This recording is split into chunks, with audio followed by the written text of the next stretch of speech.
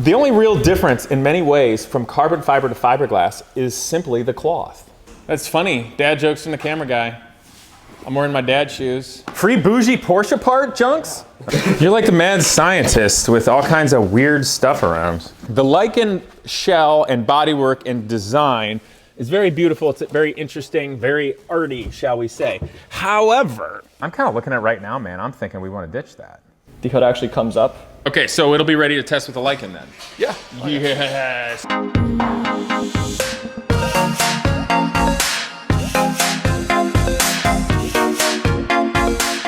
What's up, people? We're back for the Fast and Furious Live Lykan Hypersport build with Genius Garage. A lot of progress going on, but the guys are really under crunch time trying to get everything ready so that this car is ready to initially test on track in June. Hopefully it doesn't get pushed till July, but it seems like they're on target well. The first test will naturally be to show the structural integrity and basically all of the basic systems of the chassis, suspension, and we'll be doing that with the stock drivetrain. From that point, it can come back, and if we have to make any changes, that's the opportunity to do it. I don't think we're going to have to. I think it's going to be fantastic, but we'll be then spending time relating to the bodywork, the coach work, things like headlights and taillights, which we'll be talking with Ryan a little bit on today. And all the detail items like how the door's opening and closing perfectly and electronics and interior, and then building big horsepower, which is going to be a lot of fun. So come on, take a look. Beautiful day at Genius Garage here. You can see we've kind of cleaned up. I have personally recently sold my MR2, and the 944 actually are going on to new homes. So I can clear out some more room because I have an epic project coming up, and I want to make sure they have a lot of room. But don't worry for all you guys watching Casey's 80s Garage and stuff. Still have a lot going on. These two guys had a little bit of extra time. It really can only be so many people on the Lykan at once. So they are prepping the Genius Garage IMSA Corvette for testing and hopefully a race if the pandemic doesn't have everything shut down too much. I don't think it seems like a whole lot of fun to go a race with no spectators and everybody's wearing masks. So hopefully things clear up well. So how far away is this from getting ready to test? At this point, to be honest, it looks like we just got to put power steering fluid in it. So like this weekend if we wanted to? Yeah. Okay, so it'll be ready to test with the Lykan then? Yeah. Yes. Okay, let's go check out the Lykan. That's what you guys came for. So I think the first thing that's exciting to see is you can see the bodywork is largely on. Okay, this rear clamshell is kind of just resting here right now because they're starting to look at it. However, the center section is getting far more rigidly attached. I can't even move it now, because if you come here and look at it underneath, you can see that there is in fact chassis tubing here. And come on over here to my side so you can look in the back more. You can see the chassis tubing and all the structural aspects going on. Now the thing with regard to the Lykan, I'm going to go to the other side so I can point it out.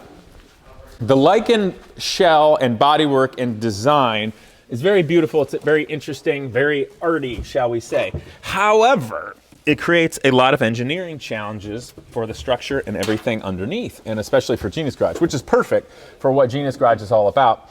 But obviously you have to hand bend the tubing to fit as closely as it can the nature of the constraints of the bodywork. And in some ways, it's not ideal. The ideal way is perfect triangles, no bends, things like that. So you have to find what is the best balance between the absolute perfect textbook, computer, engineering drawing design for a roll cage, but obviously what works with the constraints of the design of the car, as well as the safety and the ergonomics and usage of the occupants doing something. But they've done a great job balancing that. So right now it's initially mounted. So the center section of the bodywork is fixed in place in its final resting place. It'll be taken off again and then reaffixed even nicer. This is sort of just temporary to hold it on. Before we move on to doing things like the hinges, which I have to point out, if you want to come in a little more and take a look. Right here is the door jamb.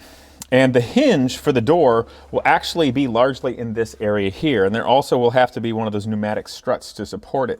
So this roll structure tubing and chassis tubing comes into this mount. We will actually have to be building off the steel here to be fixating the hinge position for both doors. So there's going to be a lot that happens in here coming up. Also, if you notice, we're going to utilize what was the original Porsche, shall we say, engine bay area, at least for testing, which is nice because we can utilize these access panels for now. So for testing with the stock engine, we can utilize the engine intake both for cooling as well as the intake for the actual engine and air filter on this side. Now, this top panel will most likely be removed. We'll make a custom one because the Lykan Hypersport bodywork has the intake coming from the center here above the roof, where you can see this window is, the back, and going down. So this will be changed, but we have to think ahead. So you have the roll structure here with the great triangular supports and everything made, but we still wanted to be able to access the front of the engine just as easily as you would be able to theoretically in a street car, and frankly easier than probably that was in the Boxster. And of course there will be firewall and construction going, which will have a panel so it's accessible, which is something that Ferrari should have learned a long time ago, because they made all their cars, you had to take the whole doggone engine out to do engine service, belts, mechanics bane of existence. I just had to throw that out there.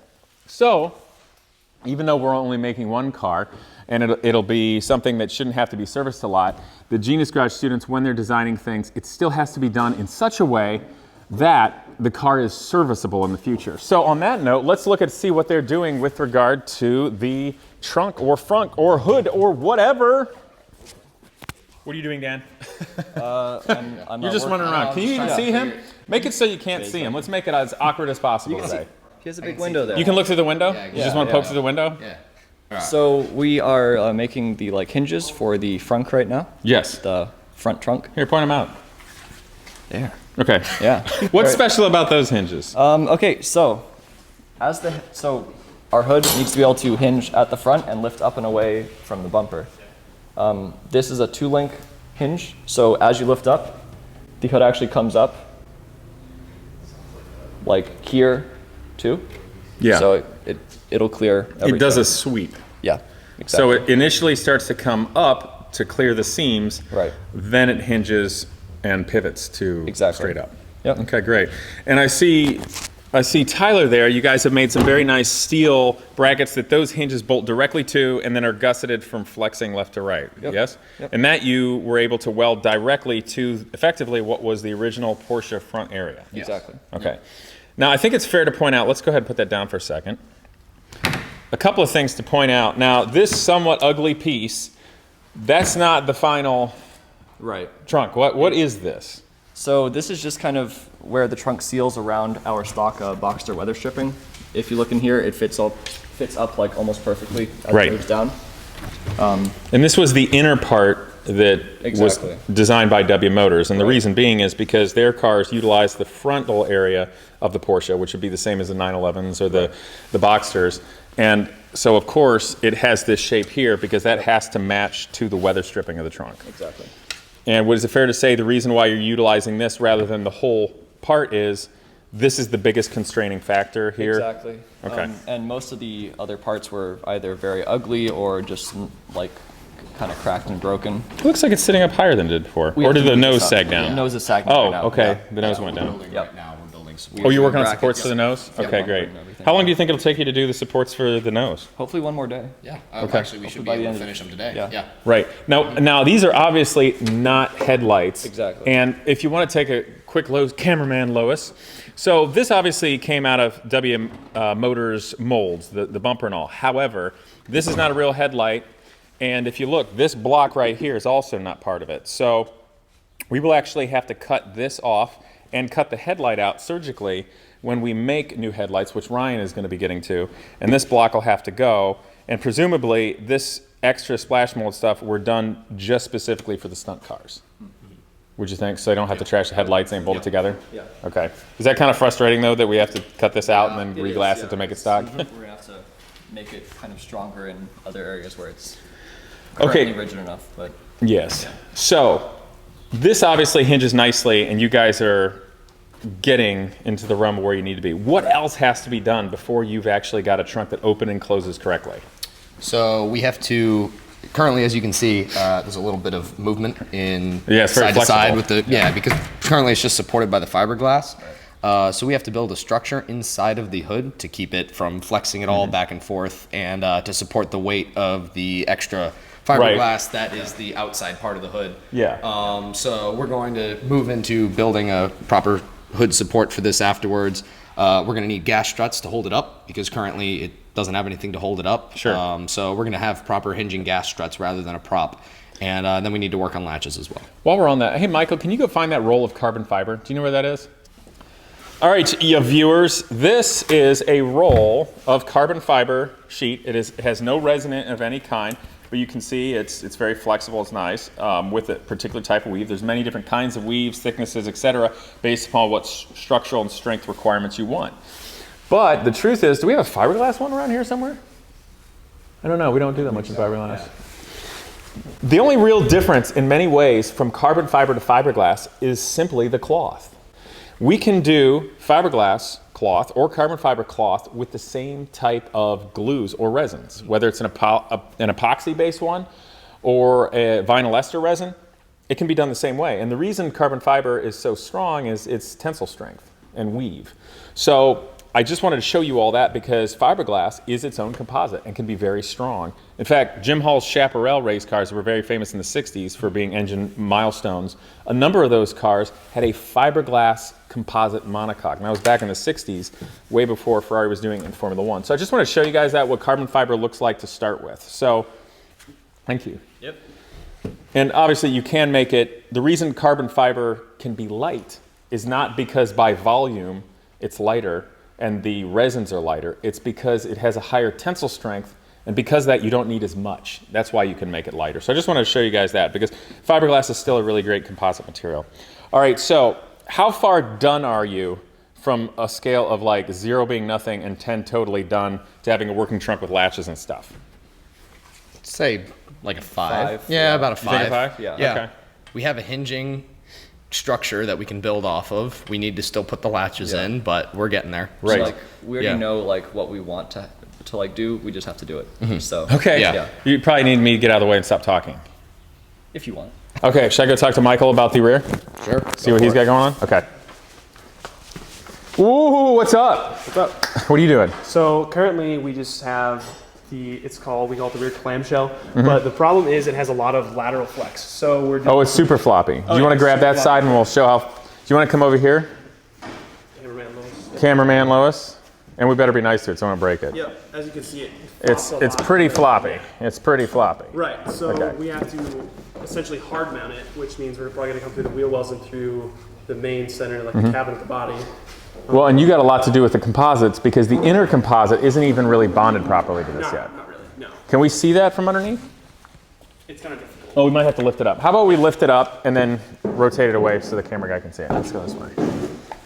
All right, guys, you can see on the inside of this composite, this would have been the structural inner part from W Motors, most likely. This might have, frankly, this inner part might have just been for the stunt car because as you can see, they have the cruddy studs coming out of here and here, and that's how this piece originally mounted to the stunt frame. So we're basically leaving this on here just for right now to decide if that's something we want to utilize. I'm kind of looking at it right now, man. I'm thinking we want to ditch that.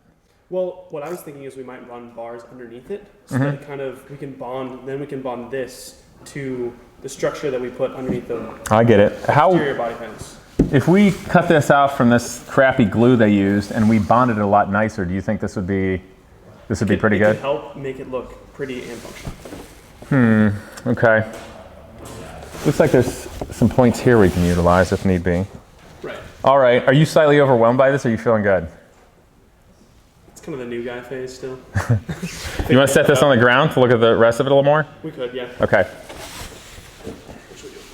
Be careful in the middle. Hold on. I don't want to flex it too much. Yep. All right. Okay, so this is largely what was left of the Boxer chassis. Right. We left a lot of the trunk in here. We're probably going to cut it all out, but leaving it there for now. It makes a good tool bench. It does. It's really handy for putting hardware there. And we have to extend the wheel wells here. We can either do it as steel or carbon, depending on how it's going. Right. And these bars are really only there to help support the body when we're setting it there. Exactly. Yeah, they have nothing to do with the final product. Locating to the center. Yes, Right. So essentially what I'm thinking right now is we come from the main hoop back to probably here because there's a lot of rigidity between the strut towers. Okay, you're And- talking about some more prop- bracing. Right, some bracing. And Okay. then that can then bond to the interior of Okay, that makes sense. the shell. So you probably like a hand putting it back on so you can keep looking and figuring out where you exactly theoretically what's can going- design right, something. because I have to go down as well as over because the middle section is flimsy. Okay, so how are you breaking down putting this in place with the tail? Because the guys They put all their stuff down and decided where the nose goes, but I think your job back here is a little more difficult. It's a little more difficult. I'm still waiting on Ryan to finish up some things with tail lighting and mounting for that, because then Now forget Ryan, he can do that whether it's on or off. It's true. But I need to next probably put the bumper on. I'm kind of thinking right now how the main hoop's going to go from here to here. Okay. And then next I need to work on where we're going to go from this strut tower area to the rear. I think maybe the biggest things you're looking on with regard to any more structure is that potentially one has to bolt in and out so you can access Right. engine and stuff. And then two, are you going to go from the node and the center point maybe outward, or are you going to go from the outer node to here or crossways? I'm thinking outer node to strut towers just because it more follows the creases that are already in the clamshell. Oh, I see. Yeah, I think our structural rigidity is already pretty fantastic it's right great. now. Yeah. So, all right. So you're going to lean toward what we need to do relating to the nature of all the bodywork. Right. Have you started to think about the structure you have to create the movable aerodynamic spoiler? No. Fair enough. Dig There's into room. it, yeah. We know we have room. Right. There's a lot of room back here. Oh, yeah. Yeah. Do you want a hand putting this back on? I'll go see what Ryan's doing. That'd be great. Okay. Yeah. Here, go ahead and put one hand farther over here so it doesn't flex, and then I put one hand under the wheel well. All right. There you go. Careful. I got it? Yep. Should be good. Okay, you good? I've only got about an inch, half inch of overlay. So. Okay, you're cool. Yep. All right, so and then the spoiler is going to be here, so all of our devices can be under here. So we've got a lot of room in the back. Yeah. That's the Honestly. nice part. Okay, and then you've got, what about the center part that goes here over the engine? Have you started figuring that out yet? Not exactly. We're still trying to figure that out. Where is it? It's over here in the corner. Okay. But the nice part is that this is already really, really rigid. Yes, it's kind of heavy actually. Yeah. There you go. Okay. Do we want to put this on, do we have to take the clamshell off to stick this in place? We do. You don't have to, but it helps if you move it further back to be able to slide it in. Tell you what, can you guys grab the clamshell and I'll throw this in? Yeah.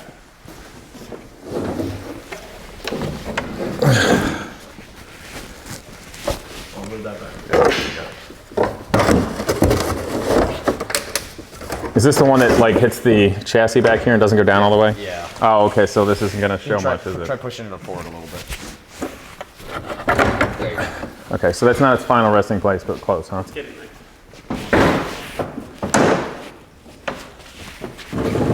You got it? You okay there? Yeah.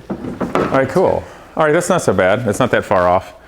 It's still contacting up here with the roll bar too. The original under structure frame. I'm wondering if we're gonna have to get rid of that. Oh, that piece. Yeah. Okay, that's okay. I wasn't so keen about it anyway. So this is the inner part for, you okay, cameraman? This is the inner part relating to the Lykan over the engine bay. This particular piece is really done very much like the prop was. It's frankly heavy. It represents it. There's also supposed to be the fins. They're sort of a design characteristic that comes out here. So we'll be creating that. There's a possibility we may scrap this whole piece just because it's kind of heavy and ungainly and refab it, maybe even out of aluminum. This center piece I think is really nice to keep because it's this more complex design. I don't know, what do you guys think about that piece? Should we scrap some of it? How are we gonna utilize it and how are we gonna integrate it with the intake? We make time. Yep. I think for right now, we just go what we have for the sake of testing, use the stock intake since we're testing it on this stock drivetrain, and then decide after what we need to do, most especially when we start considering what are we doing with piping and twin turbos potentially. Yep. Okay. How much did we push the roof section forward by sticking that on? A little bit. Here. Okay, it was just sitting on This is about that. where it was. Yeah, that's about right. Okay. Now I did notice something the other day, you guys. This roof section comes closer to fitting this window, whereas for the stunt car, it had a huge gap when we got it. Yeah. Yep. Why does it fit a little bit better now? Wait, hold on. It's not louder. The current center section of the body is now supported, whereas before it wasn't, so it was sagging. Oh, really? So when it was sitting on the original stunt car, it wasn't mounted very well, and so this fiberglass here was all bending flat towards the center, which put a much bigger gap. I get it. on the roof section because the roof section wasn't rigidly mounted to the body. But now that we have a structure built underneath it that is supporting the center of the body, it's not sagging anymore, so it fits a lot closer to what it should be. Okay, cool. And then obviously this is the front section. This is pretty neat to see. You guys have been trimming this to fit the nature of the stock Porsche dash where it needs to. You got some on that? Correct. Yep. It fit pretty close as it was. So yeah, it fit pretty close as it was. So we are just modifying it just a little bit to get it to fit perfectly. Yeah, it's a trim section here. So Yes. the Lykan Hypersport presumably utilized the inside of the stock Porsche dashes that likely is exactly the same for the 911 and the Boxster. Yep. And then obviously this is the cosmetic fill point that would be the forward section of the Hypersport dash and also the inset for where the windshield is. Correct. But you guys had to trim it because you obviously had to make the climate control stuff still work properly. Yes, Right? correct. Okay. It looks like you still need some work to fit down right and also Yep. got busted up from being a stunt car too. Yeah, it still needs quite a bit of joy. work and re-glassing, but Do you think you're going to work on this at the same time when you're fixing how that one got busted up? Probably, yeah, because Okay. we're gonna have the fiberglass and resin out anyways. So, and the way that these parts meet each other is also very important. So we're gonna make sure that the gaps are all right. I'm wondering, do you think this part right here was added when they did the stunt cart so they had extra I mounts? think that was for the stunt car. Hold on, come here. Yeah, so I think that this is where the actual hinges were on the real Lykan. Right there? Up front. Okay. These are probably just for the stunt car. Okay. There's a lot of stuff that we can rework on this panel specifically, though. 'Cause Okay. it got fairly beat up here and there. Yeah, but obviously this is part of an original car because of the weather stripping Exactly. and whatnot. Okay. So, all right, so it'll be a little bit different, but effectively working the same in principle all around with what we've got. Awesome. All right, look, I'm gonna go find FNG, see what's going on with taillights. Yeah. All right, guys, keep it up. Aha, I found you. Yes. That's where I always am. You're like the mad scientist with all kinds of weird stuff around. Yes. Look at this. All right, what's going on? What are you doing? I've been working on quite a few things. The main thing here, as you can see, is this headlight housing. I got Taillight housing. Or taillight housing. I'm sorry, you're holding the headlight. Got me confused there for a second. Yes. But the taillight housing's here. It's first prototype, really rough and dirty. Okay. I just printed it really quick at the makerspace down the road. Okay. Big Fab Lab.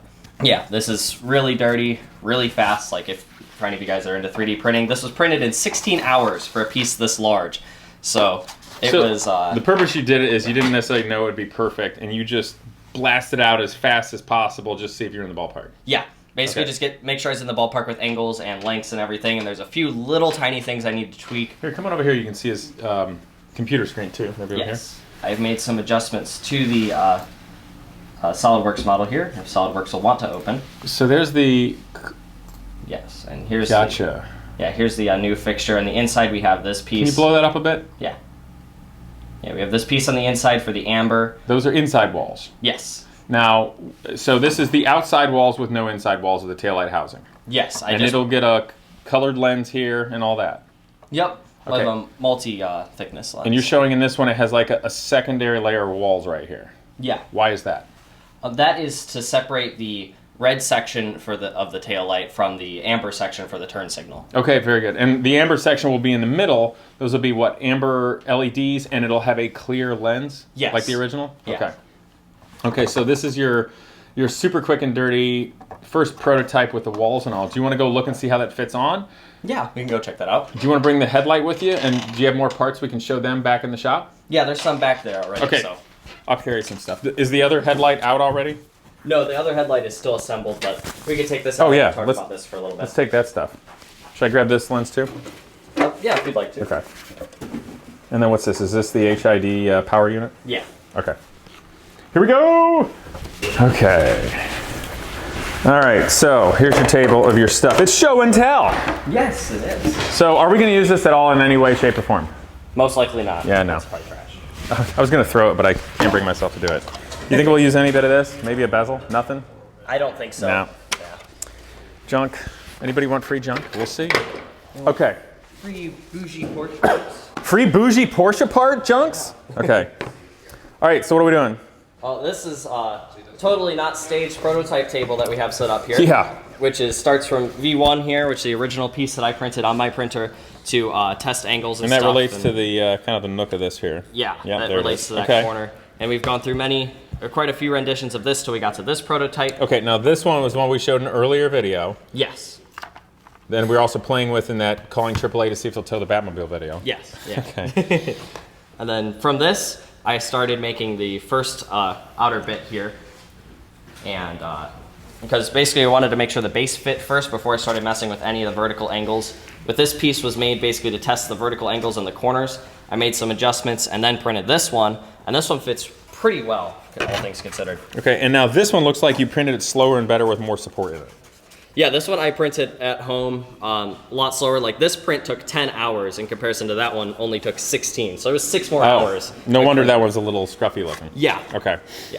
So this looks pretty nice. So I'll tell you what, why don't you grab your first version, grab this one, let's grab that one and show it how it fits and how you're getting where you need to go, and then we'll show the lens material. Yeah. Cool. This is the first prototype piece. Funny enough, this one actually fit pretty well in the corner. There's a lot of minor tweaks and lots of, when you mess with one thing, it kind of screws up other stuff, and there's a lot of figuring all that out. It's all part of the prototype process, but there's this piece started here. Once we were able to get that general shape down here with this part, we then moved on to testing this one here, which doesn't actually fit as well as that one, because the... Or like it all. Yeah. Yeah, this back, okay. back angle was kind of messed up. You know what, I think right here, you see this like chamfer going on? Mm-hmm. I think that's maybe where we're going wrong and you're not having the gap you need up here. You may have to go straight from that point to lean it over because it's starting to jam it up in there. Yeah, this back piece, I fixed that on this one over here. Okay, I'm talking about the side though. The side too? Yeah. Yeah. Okay, let's see the big one. Yep, big one. Now this is quick and dirty. Yeah. Okay. Quick and dirty. It doesn't quite fit in this corner down here. I have adjusted that and brought it back a little bit. Yeah, this. Okay. Yeah, there we go. Oh, here. That's Okay, where it sits better. in. Yep, yeah, this side I just need to adjust a little bit, make it a little bit more like down here. Yeah, so these two lines are parallel with the bodywork. Yeah, I pulled this top part back a little bit. And it's probably too tall. How far does the tail light come out on the stock car? This corner isn't really respective because it can't sit down just because the angle isn't quite in there. But if we kind of push that in, the actual Well, stock... like the top of the tail light ends up where in relation to the body on the real car? It actually has a curve to it here, to where it's really thick down here, and like it's probably about an inch out over here, and then it kind of narrows down to about a 1/4 inch back here. Oh, really? Yeah. So when you grab the wing, wherever that's at. Yeah, where is that? Hey, you guys know where the wing is? Put it back in the office. We lost our wang. That's all right. Want me to grab that? If you want to. Okay, I'll grab the wing really quick. Should I tap dance? Spoiler alert. Spoiler alert for what? Oh, spoiler alert! That's funny. Dad jokes from the camera guy. I'm wearing my dad's shoes. Oh, yes. Look at those guys over there. Look at them. Somebody say spoiler alert. Spoiler alert. Yep, and it goes. Okay, where's it go? Should we get out of the way? I'm being useless right now, aren't I? Yes, if you grab Okay. that end, put that on down there. Like that. Okay. Oh, I see. Look at that. That's a huge difference. Yeah, it gives us a better idea. Okay. It looks a lot cooler now. Yeah. Everything looks better with the wing on it. Right. But yeah, I think I like how it kind of sits out right now. It kind of follows this. It's kind of nice how they designed this so you can be kind of like varying depths with the headlight and it still looks, It makes or it the tail light. interesting. Yeah. But yeah, the actual acrylic pieces, which are back over here. Oh on yeah, the let's look at table. those. The lens parts you're going to be making. Yes. Right now we have this What's burning? piece of acrylic. Yeah. They're making burning smells over there. Yeah. Yeah, over here we have this piece of acrylic, which is currently clear. It's a thicker piece of 1/4 inch. What we're planning on doing is taking the bottom here and sanding it down, maybe with some 400 to like 800 grit sandpaper to Probably make it nice and... hit it with a sandblaster so it's even. Yeah, sandblast, yeah, that would be better. Sandblast the bottom. So it's like transparent and crystal on the outside, but it's translucent on the bottom to refract the light? Yes. Okay. Yeah, it'll disperse the light better. And then on top of this layer, we will have this nice deep red, which I actually had to go searching quite a ways for to find something that was this close to the actual color of taillights. But this is like the only piece I could find in Ohio.